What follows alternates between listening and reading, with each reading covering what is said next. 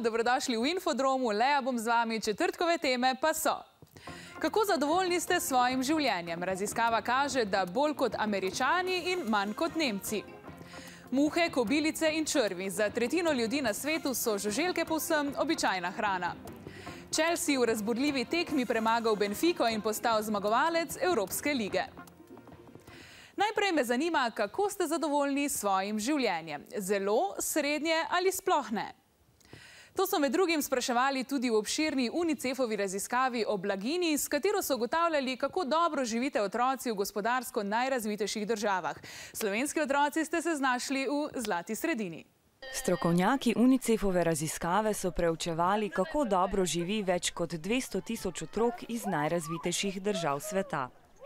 Jaz sem zadovoljen, ker je življenje res lepo in ker se vsak dan smejim. Zadovoljna sem, ker imam dosti takih stvari, ki si tudi želim imeti, se mi izpolnijo. Vsak dan opazim nekaj lepega, zato me osrečuje življenje. Izmed 29 držav ste se slovenski otroci uvrstili na 12. mesto. Najbolj zadovoljni so nizozemski otroci, najmanj pa romunski. V raziskavi so zadovoljstvo merili tako, da so analizirali 5500 slovenskih osnovnošolcev in srednješolcev. Med drugim so preučevali vaše zdravje, kje živite in kako ste zadovoljni s šolo. 91% otrok hodi v srednje šole. Lahko smo ponosni tudi na šolski uspeh. Prav tako naše zdravstveno stanje naših otrok ni slabo. Kljub dobrim ugotovitvam pa so raziskave pokazale tudi zaskrbljujoče podatke. Več kot 20% vas je bilo vsaj dvakrat na leto pod vplivom alkohola. Okrog 40% pa vsaj enkrat vpletenih v fizični pretep. Nasilje in droge vsekakor niso recept za zadovoljstvo. Obstaja veliko boljših. Delaj drugim dobro, zato da bodo tudi oni tebi naredili kaj lepega. Naj čim bolj uživa v življenju, ker je sam en. Da se samo srečuješ, pa da ne v vsaki stvari vidijo nekaj dobrega. Počasi bo čas za večerjo in kaj pravite na polno skledo hroščev? Bi si jih privoščili? No, vse več ljudi v Ameriki in Evropi jih že veselo uživa. Pravijo, da imajo hrošči okus po jabolkih, črvi pa spominjajo na pečeno slanino. Ker so žuželke zelo hranljive, njihova pridelava pa je poceni in ne onesnažuje okolja, jih priporoča celo Organizacija Združenih narodov za prehrano in kmetijstvo. Termiti, muhe, kobilice in druge žuželke. Morda za večino prebivalcev Slovenije žuželke niso ravno vsakdanja jed, a za tretjino svetovnega prebivalstva se znajdejo pogosto na krožniku. Največ žuželk pojejo v Aziji in Afriki.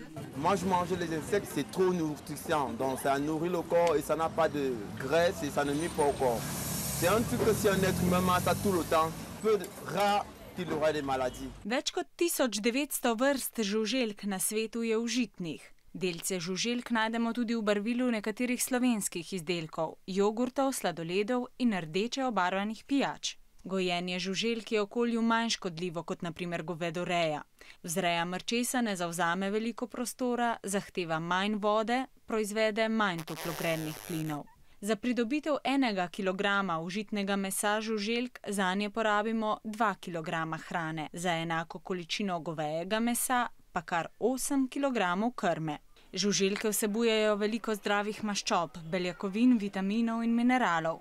Prav zato so nekatere evropske restavracije na svojem jedilniku že ponudile jedi iz insektov.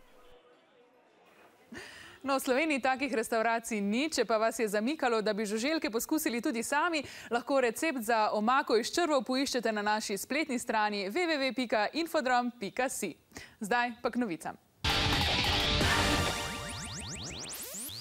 Festival znanosti v Novi Gorici.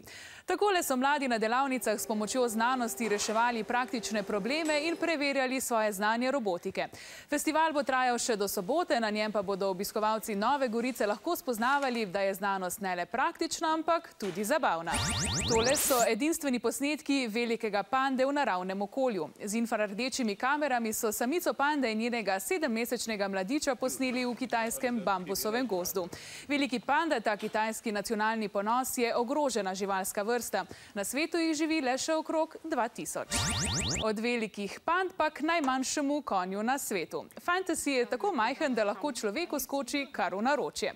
V naravi takšen konj ne obstaja, njegovo vrsto so ustvarili ljudje. Čeprav je premajhen za jahanje, belgijski lastnici vseeno prinaša veliko veselja.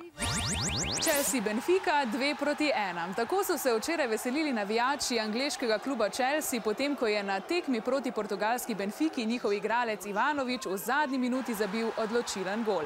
S tem je Chelsea postal zmagovalec Evropske lige.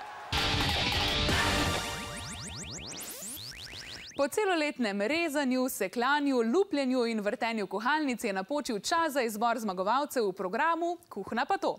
Naša Tina je preverila, kako so se v velikem finalu odrezali najboljši kuharji po receptih naših babic.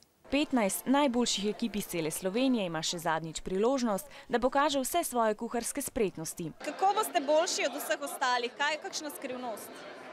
Ja, ohranjamo stare jedi s tem, da dodamo nekaj našega. Prepričali bojo Ajdo in Krapi, Medena simfonija. S to ribjo obaro, kar res nima nobeden teh 5 vrst rib, pa na štruklja računamo. Jedilniki so pestri, 60 kuharjev pripravlja ribjo in močno jed, obe morate biti iz njihovega lokalnega okolja in pa kanapeje. Vse skupaj vam mora tudi zelo dobro izgledati, kot recimo tole. Zelo sem napredoval, tudi kar sem porajal, pri okusih so veliko boljši, veliko bolj usklajeni, tako da mislim, da se za prihodnost naše kuhnje ni treba bati. Delo so si med seboj razdelili in medtem, ko je bila močnata jed že pri koncu, so začeli pripravljati še ribe. Naučila sem se biti bolj strpna, verjeti same vase. Da si moraš pomagati med sabo, tudi če kjer kaj ne gre. Tudi če nam kdo kaj pove, da ni dobro, da lahko to popravimo.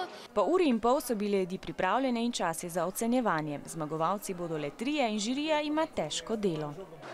A imate kaj treme? Niti ne. Kakšno vprašanje pričakujete? Kdaj so uporabljali katere jedi, kako se jih pripravi, kaj vsebujejo, katere sestavine. Pogumno so predstavili svoje jedi, žirija pa jih je z zanimanjem preizkušala.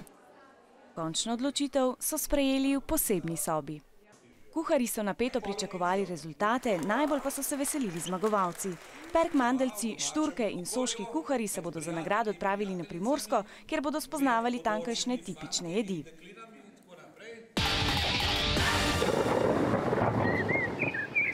Potrebovali smo ga danes in tudi jutri, naj vas spremlja.